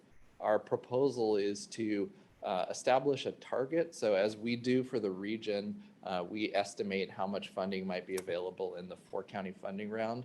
I think we're looking to take that a step further and say, okay, what's the totality of the funding available for the 6-county region, and seeing if there's a portion that makes sense to say, based on a number of different policy issues that we'll bring back to you at your January meeting, how might we assess a range? It's no guarantee for any particular jurisdiction or RTPA, but you know, what's the range of funding that they can reasonably assume might be for the El Dorado and Placer region, so that they can then look at how many projects need to be prepared, and sponsors have that sort of certainty as they do in the 4-county areas currently. And then we would modify the existing processes so that SACOG would be involved at every step through the process, and have our staff really involved in the El Dorado and Placer County review committees. And then this body here, the Transportation Committee, would start to receive information about the funding rounds that are going on across the region. And this body would then make recommendations to the full board, and we'd be selecting projects on a 6-county basis through this modified process.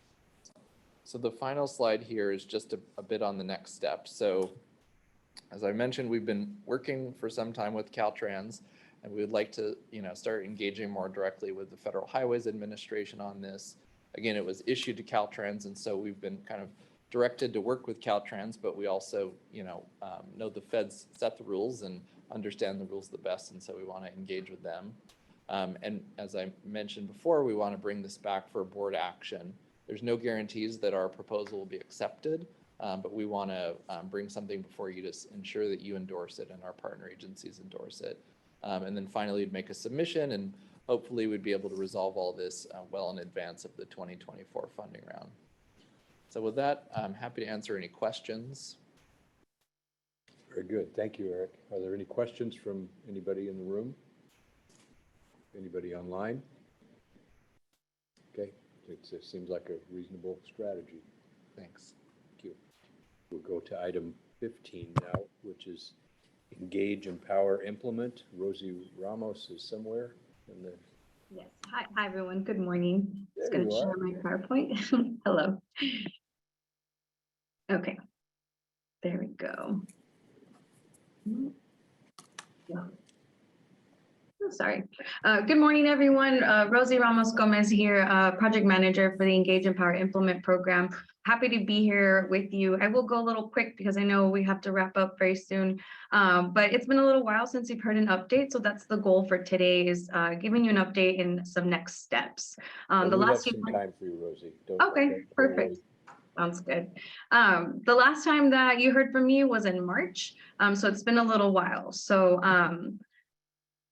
oh, sorry, there we go. So I wanted to start with a good refresher of what is the Engage, Empower, Implement program, or EEI as I will call it. It is a funding program. That will establish a community-based planning process that starts with outreach and engagement for the 6-county region. It's a seed funding for planning process to work with the community-based organizations in our communities and the cities and counties, and to really create an authentic and collaborative process in order to arrive to a more community developed project and solution ideation that comes from the needs of communities. This does stem from the 2020 funding round. This was a board decision back then to allocate the $3 million for this work, and working in parallel with the racial equity statement and the action plan that you just adopted last month. So it's really trying to focus a planning process that furthers our agency's racial equity goals.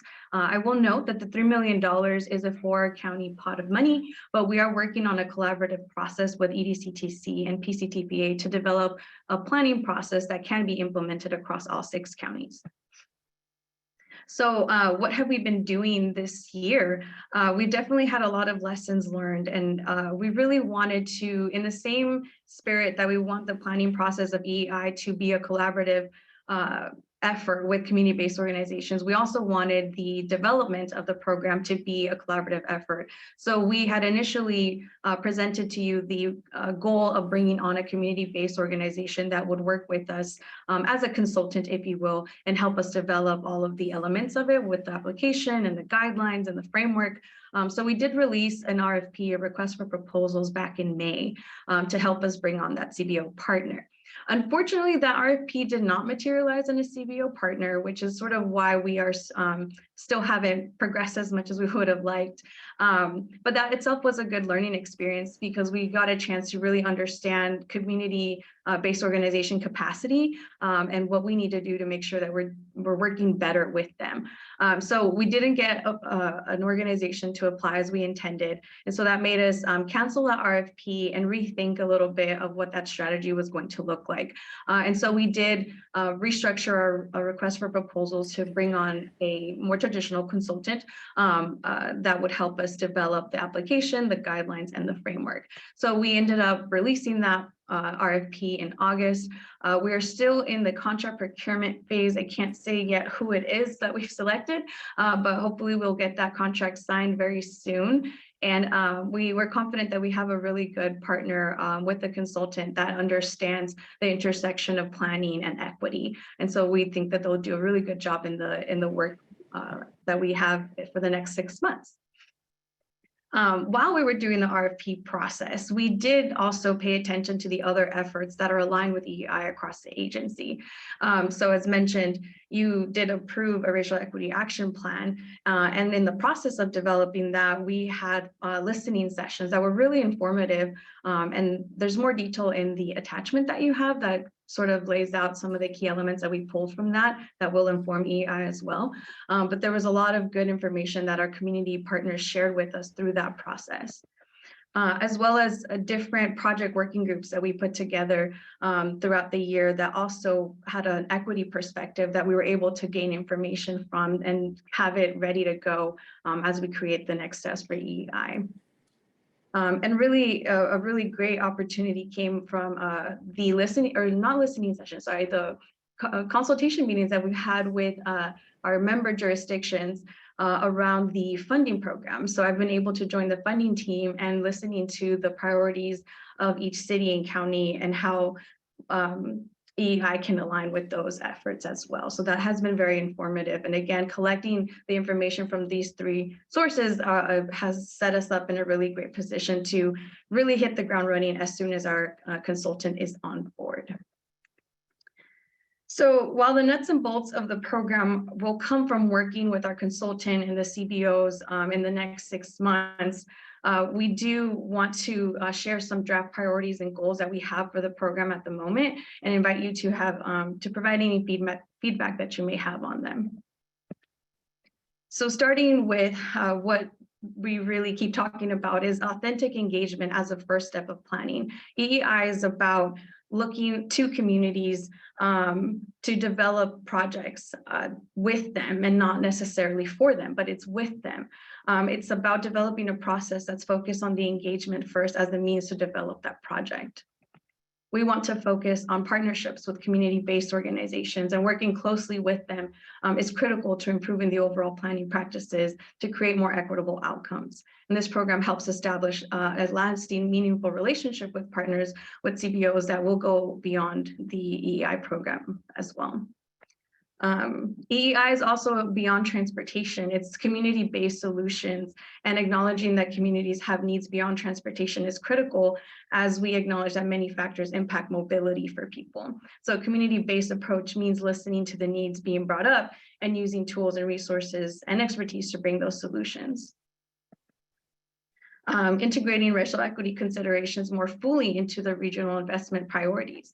Starting to focus on engagement for community-led project designs will help us create projects that align better with community priorities, and it builds trust and support with them at every step of the development process. So, and resulting in projects that can be implemented with federal and state dollars. So the goal that, we go through this EEI process, and once we have an identified project, you can come back to SACOG or federal and state funding sources. EEI is also, focused on providing the tools, the best practices, and the incentives to make it possible for more public agencies to deliver equitable projects in the future. So we're talking about our cities and counties, right? EEI is a long-term game. And so how do we invest in a process now so that we have projects ready for implementation in the future? And meeting federal and state performance objectives is also really important. Because we want to make sure that we're aligning our goals and our strategies in the way that state and federal funding sources are also setting up their programs. And we see a lot more collaboration being called for, a lot more engagement. And so we want to make sure that the projects we have can truly say that we did that work in the beginning.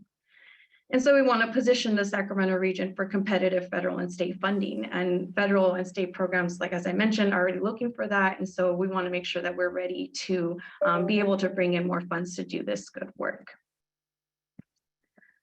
So I'll pause here before I get into the 3 goals that we have, if there's any questions or responses. Good. Any questions? Comments? I don't see any. Sounds Thank good. you.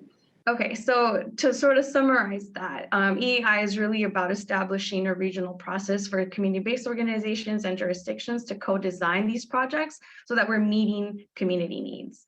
We're attempting to create a pipeline across the region of projects that have equity embedded from the design phase, and essentially creating a robust network with CBOs that can be leveraged across projects beyond EEI.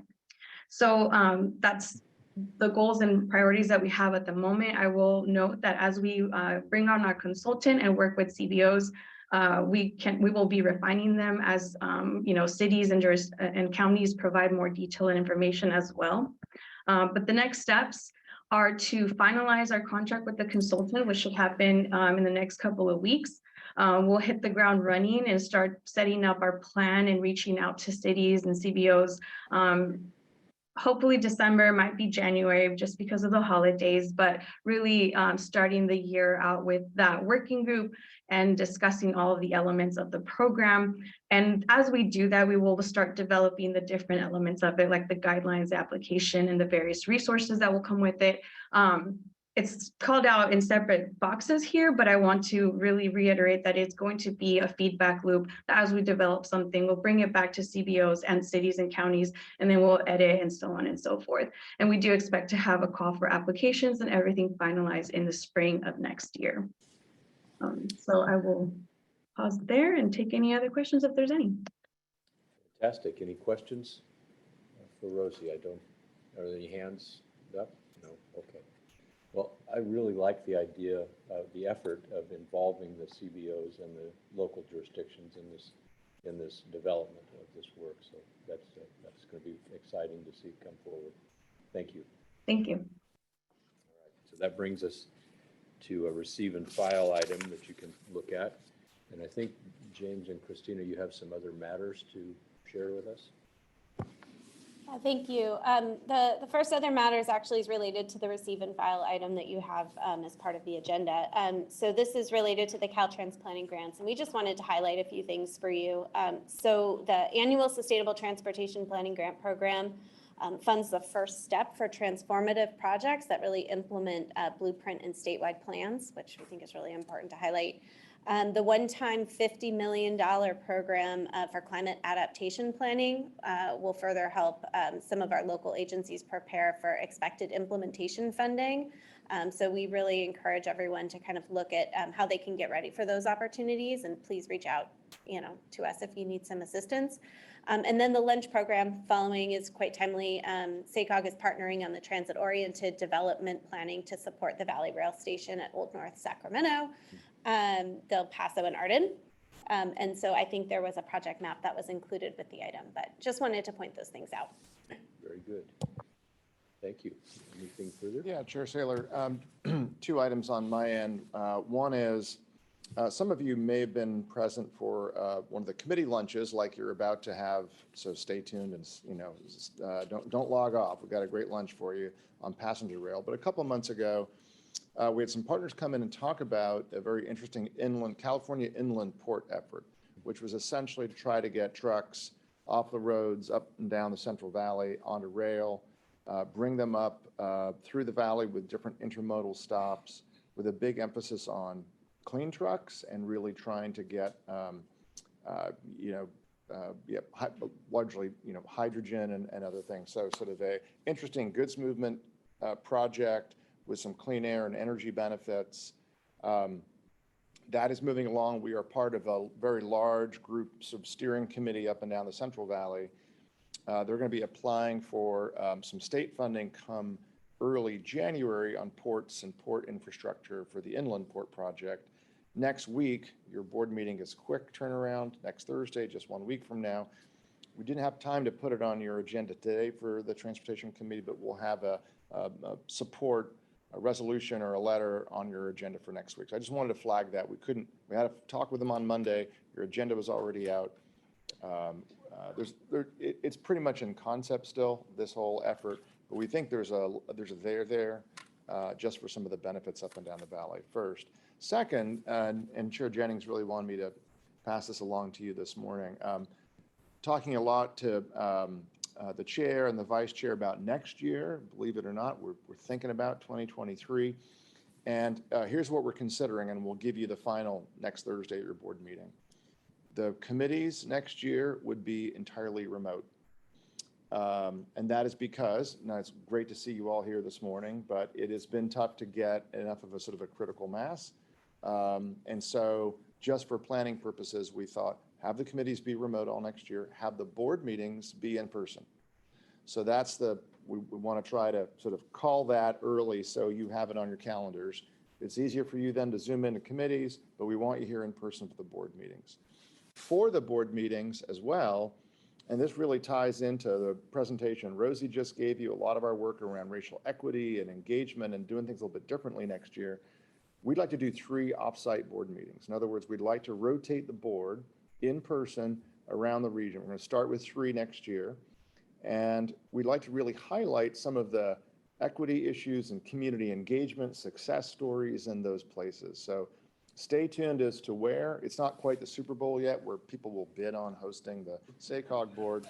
But stay tuned for where. We'd love to do those 3 offsite board meetings. And just if you have any feedback today, I think we're going to prepare this. At least we'll just announce it. You don't have to take an action on it, right? But in terms of next year's, because you don't have committees in December, and you have one final December 1st board meeting to see out the year. So my updates. Yeah. Since I won't be in this body next year, and you were here at our city council meeting a few weeks ago, and we thanked you and the SACOG staff for all the work you do and support you, as I just did for West Sacramento. And I think the idea of taking SACOG and the board to areas, it's really hard. I'm not sure how my colleagues feel, but it's really hard to explain the role of SACOG and how important it is to your community. So any opportunity there is to bring what you do in these conversations out to the public versus your beautiful boardroom here. But it would be helpful, I think, to the public. I think connecting as electeds, the hardest part of the job is connecting these kind of meetings to what people have every day and what they do every day. And so I would welcome that opportunity and even think about the engagement and the the structure of the meeting so that it facilitates sort of the connecting to how people live their lives or go to work or care for the kids. Because it really is, this is where for all of us, this is where all the good governing happens, right? We impact a lot of things that affect people's lives, day-to-day lives. And I'm proud to have done the work, but it's still always hard to get that communication across to folks every day. And I think it would be a great signal to them. So I really applaud the idea and ask you to go ahead and go as far as you can in sort of how you engage the community and how you implement that, no matter what community you go to. So. Well said.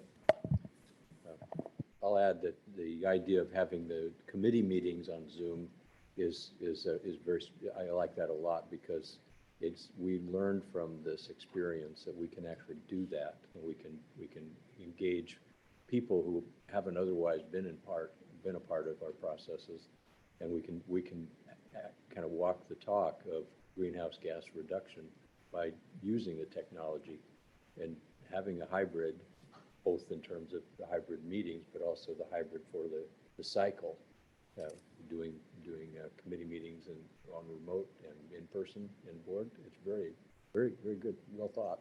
Good idea. Anybody else? Okay. So just a final reminder, we're going to roll right into a lunch session here. We have fantastic presenters, Dan Levitt, Rob Padgett from ACE San Joaquin Rail Commission, the Capitol Corridor, with some, I think, excellent updates that really give you a preview for next year's mega region working group that we will be chairing. The SACOG board the board members will chair that working group next year. There's never been more passenger rail money available at the state level and the federal level. We've got great projects, and so stay tuned. We might take a minute or two here, Dan. And it's Rob back here. Hey, Rob. So give us a minute or two, and we'll roll right in. If you're on the screen, just hang on. Don't go anywhere. And thank you. So Transportation Committee meeting is adjourned, and we'll reconvene for lunch. Is this going to